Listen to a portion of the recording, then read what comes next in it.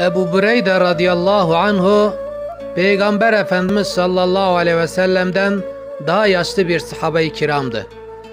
Bir gün Peygamber Efendimiz sallallahu aleyhi ve sellem ona, "Ey Ebu Bureyde, sen mi daha büyüksün yoksa ben mi daha büyüğüm?" Ebu Bureyde radıyallahu anh birden nasıl cevap vereceğini şaşırdı.